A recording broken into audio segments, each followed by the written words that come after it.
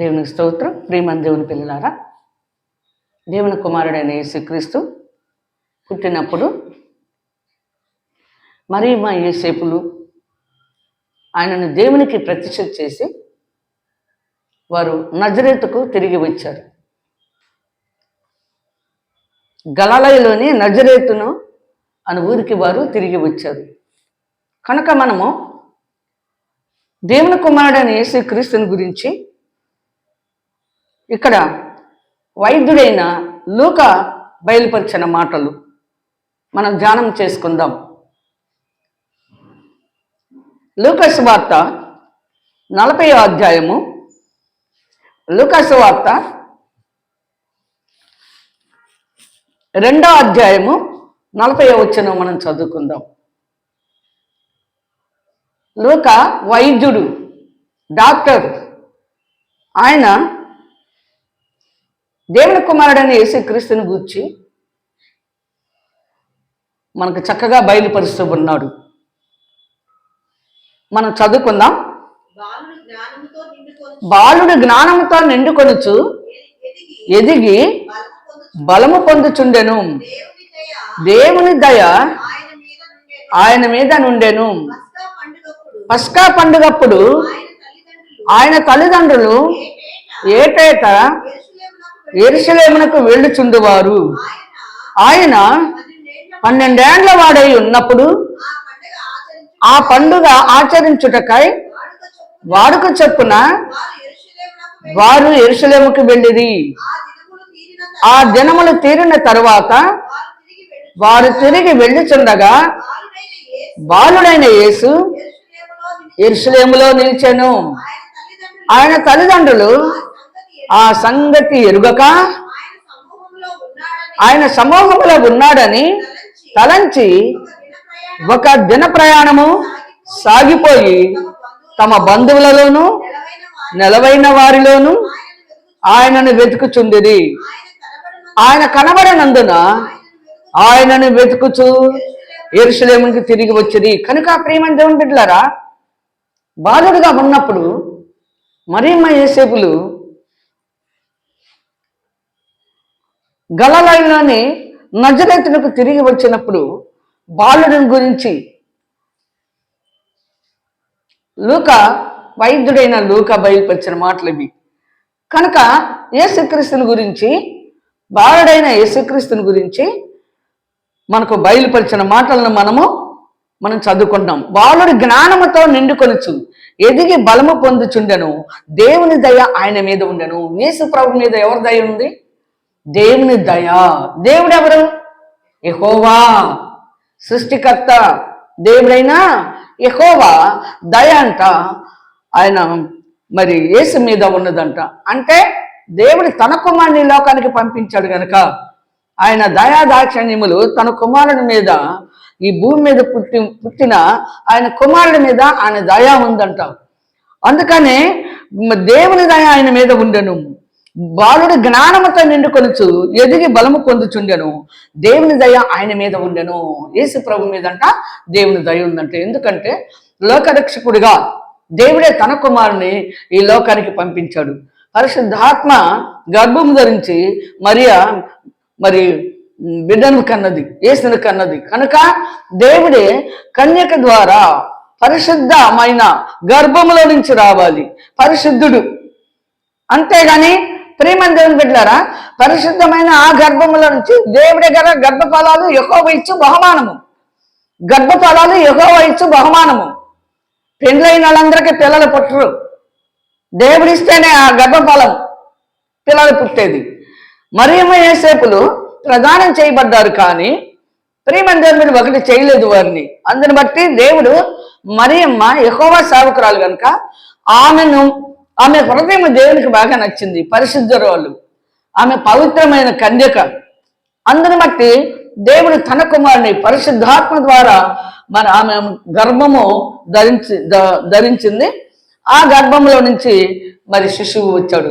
ఎలా అనగా మనకు శిశువు పుట్టును, మనకు కుమారుడు అనుగ్రహించబడును, ఆయన భుజం మీద రాజ్యభారం ఉండును. యెషయా ప్రవక్త చక్కగా ప్రవచించారు. కానీ భూమి మీద ఉన్న మానవులందరూ కూడా ఆయనకి పేర్లు పెట్టారు. ఆయనకి ఇష్టమైన పేర్లన్నీ పెట్టేశారు. అంతేంది, ఆయన్నే దేవుడిని చేసి ఆయనకే తండ్రిగాను, దేవుడిగాను, రక్షకుడిగాను అన్ని పేర్లు యేసు ప్రభుకి పెట్టబడును అని రాయబడి ఉంటది. ఇక్కడ చూడండి, ఆ జన్మలు తీరిన తర్వాత అంటే పస్కా పండుగప్పుడు, పస్కాను పడిన పులియన్ రొట్టెల పండుగ వచ్చినప్పుడు తల్లిదండ్రులు ఆయన కుమారుడైన క్రీస్తుని కూడా తీసుకొని బాల్య దినముల్లోనే చిన్న బిడ్డగా ఉన్నప్పుడే వారు పస్కా పండుగను ఆచరిస్తారు. యెహోవా సేవకులు కనుక వారు తన బిడ్డను తీసుకొని యెరూషలేముకి వెళ్ళి అక్కడ పస్కా పండుగను ఆచరించడానికి తీసుకెళ్లారు. పస్కా పండుగ, పస్కాను పడిన పులియన్ రొట్టెల పండుగ 7 దినములు జరుగుతుంది. ప్రియమైన దేవుని బిడ్డలారా, 7 దినములు తీరిన తర్వాత ఆ బాలుడు మరి ఇంటికి వెళ్ళిపోవాలి కదా, గలలోకి వెళ్ళిపోవాలి వీరు. ఆ గలలోకి వెళ్ళిపోయేటప్పుడు కుమారుడికి 12 ఏళ్ళు అనమాట. చూడండి, 12 ఏళ్ల వాడై ఉన్నప్పుడు ఆయన తల్లిదండ్రులు చూడండి, ప్రియమైన దేవుని బిడ్డలారా, ఆయన 12 ఏళ్ల వాడై ఉన్నప్పుడు ఆ పండుగను ఆచరించుటకై వాడుకు చొప్పున అంటే ఏటా పస్కా పండుగను ఆచరించడానికి వెళ్తాడు. 12 ఏళ్ల వాడు అయినప్పుడు కూడా యేసు ప్రభువుని తీసుకొని తల్లిదండ్రులు యెరూషలేము దేవాలయానికి వెళ్తారు. యెరూషలేముకి వెళ్ళిది. ఆ జన్మలు తీరిన తర్వాత వారు తిరిగి వెళ్ళిచుండగా బాలుడైన యేసు యెరూషలేములోనే నిలిచిపోయాను. తల్లిదండ్రులు వస్తున్నాడు అనుకున్నారు కానీ యేసు ప్రభు అక్కడ మందిరంలోనే నిలిచిపోయాడంట. ఎందుకు నిలిచిపోయాడు? ఆయన తల్లిదండ్రులు ఆ సంగతి ఎరుగక ఆయన సమూహంలో ఉన్నాడని తలంచి ఒక దిన ప్రయాణము సాగిపోయి తమ బంధువులలోనూ నిలవైన వాళ్ళలోనూ ఆయనని వెతుకుచుండిరి. అయితే కుమారుడు 12 సంవత్సరాల పిల్లాడు కాబట్టి అంత పట్టించుకోలేదు, వాళ్ళు వస్తున్నాడులే అనుకున్నారంట. అయితే ఒక దిన ప్రయాణం అంటే ఒక రోజంతా నడిచి వెళ్ళిపోయిన తర్వాత అప్పుడు పిల్లోడేడి, మన పిల్లోడేడి వేస్తే నేను అడుగుతుంటే మరి అని అడిగితే అబ్బాయి ఏడి అని అడుగుకున్నారు. వాళ్ళిద్దరు అడుగుతూ ఉన్నారు ఒకరికొకళ్ళు, మరియమ్మ యేసేపులు. నాకు తెలిసిన వారందరినీ కూడా, వాళ్ళకి తెలిసిన వారందరినీ అడుగుతున్నారు, మా అబ్బాయి ఏమైనా కనపడ్డారా? బంధువుల్లో కూడా అడుగుతున్నారు, మాకు మీ అబ్బాయి యేసు మాకు కనబడలేదు అని వాళ్ళు చెప్తున్నారు అనమాట. ఆయన కనబడినందున ఆయనను వెతుకుతూ యెరూషలేమునకు తిరిగి వచ్చిరి. 3 దినములు అయిన తర్వాత ఆయన దేవాలయంలో బోధకుల మధ్య కూర్చుండి, దేవుడు పంపించింది బోధ చేయటానికే, బోధకుడిగా పంపించాడు యేసుని.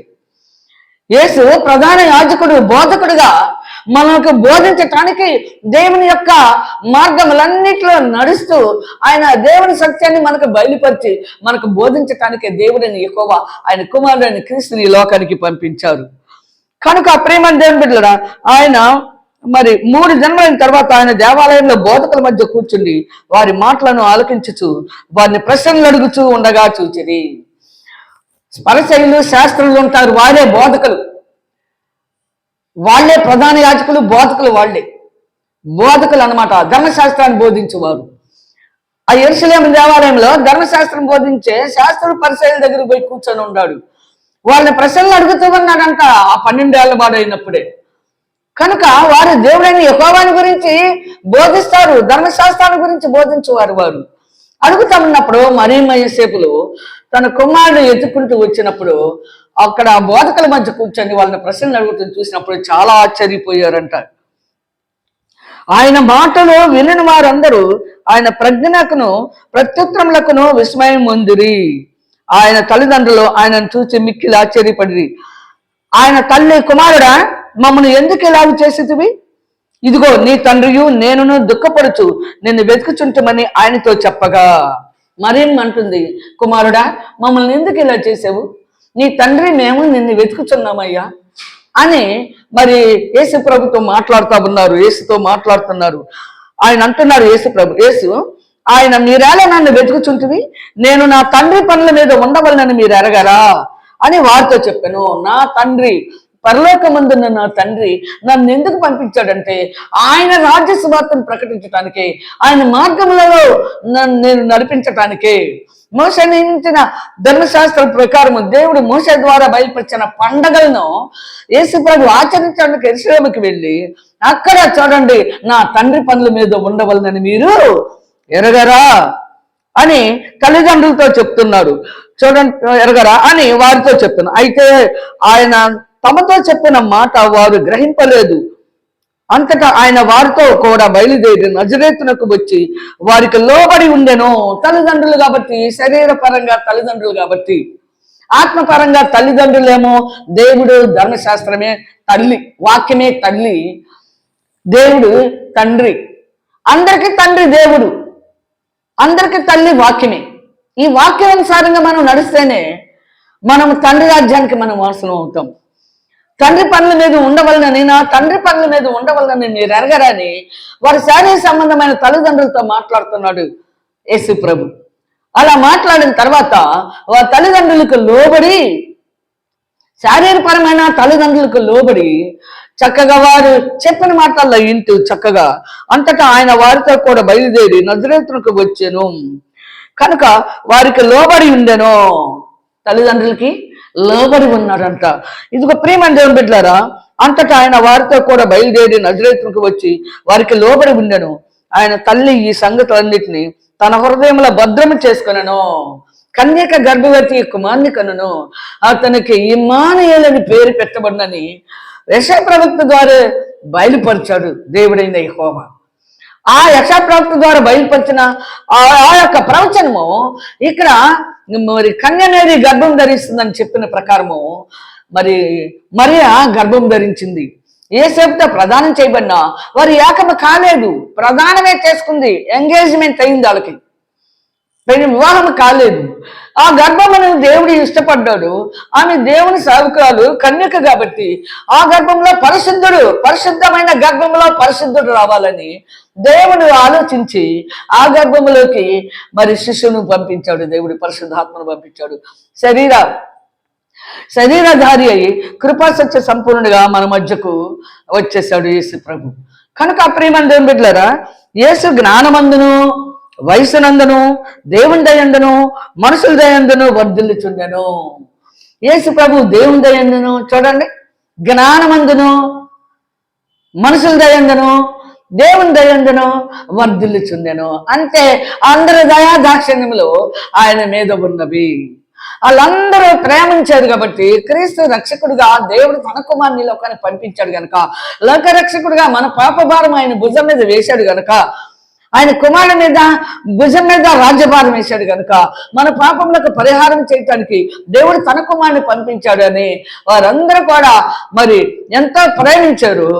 దేశుని ఎంతో ప్రేమించారు. ప్రేమందులో మనుషులు దేవుని దయందును, మనుషుల దయందును, జ్ఞానమందును, వయసునందును వర్ధిల్లాడంట యేసు ప్రభు. ఆ విధంగా మనము కూడా దేవుని దయందును, మనుషుల దయందును, జ్ఞానమందును, వయసునందును, దేవుని దయందును, మనుషుల దయందును వర్ధిల్లాలి. మనము కూడా యేసుక్రీస్తు ఏ విధంగా వర్ధిల్లాడో ఆ విధంగా మనం దేవుని దయందును, మనుషుల దయందును, జ్ఞానమందును, వయసునందును మన జీవితంలో మన బ్రతుకు దినములన్నీ కూడా చూసారా వర్ధిల్లునట్లుగా దేవుడితో మనకి సహవాసం ఉండాలి. యేసుక్రీస్తు భూమి మీద జీవించినంత కాలము తండ్రితో సహవాసం చేశాడు. తండ్రి చిత్తాన్ని నెరవేర్చాడు. తండ్రి మార్గంలను మనకు బయలుపరిచాడు. తండ్రి సత్యమును మనకు బయలుపరిచాడు.